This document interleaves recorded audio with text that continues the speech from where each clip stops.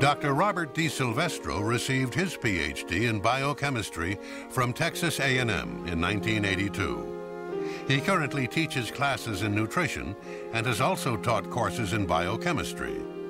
Dr. D. Silvestro has authored or co-authored some 80 peer-reviewed research journal articles. One of the things I do now to a large extent is try to design pharmaceutical and nutraceutical interventions that affect biological processes for a desired purpose. So I think I bring a little bit of a different perspective to this whole issue because I'm actually trying to change biological systems by design, and I think that gives me a perspective on how hard it is to get what you want without getting a lot of side effects. And I find it hard to believe that even with me knowing a little bit about life processes and how hard it is for me to get what I want without getting bad consequences, that random processes could do a better job than all of us PhDs can do. There's the popular statement that nothing in biology makes sense in light of evolution. I challenge anyone to tell me any single area of biomedical research that one couldn't do if they didn't accept Darwin's current ideas. I'm waiting to hear it. I can't think of a single one, and that question's been asked to some people, and they can't give me an answer either.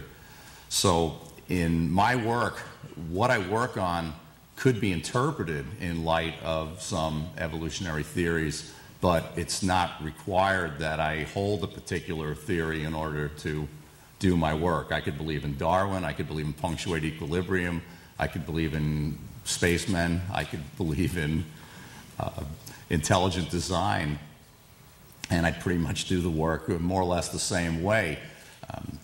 I know people are saying, well, you can't bring religious prejudice to the table. Well, if I'm not mistaken, Newton, who's one of the greatest scientists of all time, started with the premise of God designed the universe, so it was his job to figure out a little bit about what God did. In reality, there are a handful of people that have really gone through the Darwinian ideas that have come to the conclusion that they make compelling sense. There are a few like myself who have questioned those ideas and have come to the conclusion that they make compelling nonsense. But the overwhelming majority of scientists have never even thought about the question. My own case, I was an undergrad in biochemistry. I changed some of my spiritual beliefs during college, but I thought the whole idea of evolution was pretty irrelevant. My feeling was, well, let's get through that pretty quickly so I can go on to the areas that are really important that I'm going to use in my job. And I really didn't care about the issue. And it really wasn't until I was in grad school when I saw that there was this double standard, that my research and almost every other research I knew of was subject to certain kinds of scrutiny. And when it came to origins issues, origin of life, origin of species, that these researchers seemed to get a pass on the kind of scrutiny that my research and pretty much every other person's research was subject to. So that was really what got me interested. But I think the overwhelming majority of scientists, of life scientists, have not really considered the area very critically.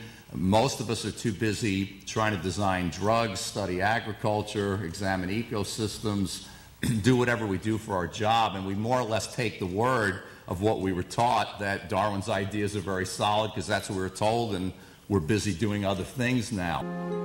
Dr. Angus Menuge received his BA in philosophy from the University of Warwick, England, and his MA and PhD from the University of Wisconsin at Madison.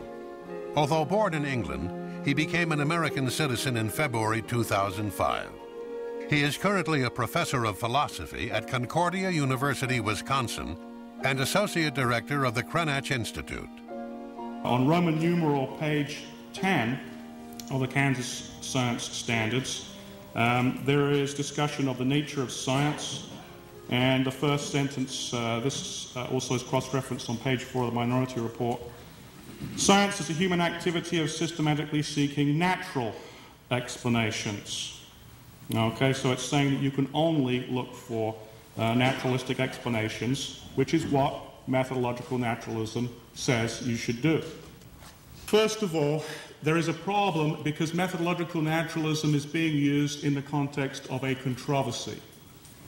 Cut down to its absolutely most basic central claim, Darwinian evolution claims that all apparent design in nature is an illusion. It's something to be explained away. On the other hand, for example, intelligent design provides empirical scientific criteria for detecting design in nature. Basically, methodological naturalism says scientists should proceed as if there is no design in nature. So that prevents the Darwinian claim that design is an illusion from being tested. If you make the claim that design is an illusion, the only thing that could prove that you are mistaken is some evidence that would show that at least some of the design is real. If there can be, by definition, no such evidence, then there is no way to ever refute the claim that design in nature is an illusion. It's not, by the way, that the Darwinian claim itself is unscientific. It's perfectly scientific and it's perfectly testable. It is rather joining the Darwinian claim to methodological naturalism that insulates it from being tested, because it means that only the evidence that supports the theory can be presented, not the evidence that would count against it. So the argument I'm going to make here is that methodological naturalism does not properly inform students. The only way that you can properly inform students on a matter of controversy is to inform them of both sides of the controversy. But in fact, you have a single perspective. This would be analogous to what occurred with some companies like Enron, where you provide only positive financial indicators about a company and allow people to conclude that your company is in fact healthy, or notorious tobacco company scientists who presented only that evidence bringing out the beneficial results of tobacco. This is a failure of full disclosure, okay, and it's what's known in logic as the fallacy of suppressed evidence, where you make a conclusion seem much more certain than it actually is by only presenting that evidence which supports the conclusion, while suppressing the evidence which points in a contrary direction. How do you explain the large number of theists, including evangelical Christians, who are scientists that do not see the methodological naturalism as a conflict with their faith? Well, there's a couple of issues here. One is that the mere fact that you have somebody who holds two beliefs, A and B, does not show that they are logically consistent. So it might be that some of these people are confused. The other issue is, as this debate shows, this area is extremely controversial. So I expect they've worked it out because they've adjusted other of their assumptions in various areas. And some of my friends hold exactly the view that you hold. I don't think they're bad or stupid people. Do most philosophers of science agree with you that they are basically the same in their effect, how they interact at the education level? Well, I haven't surveyed them all sociologically, but it seems to me it's a logical inference.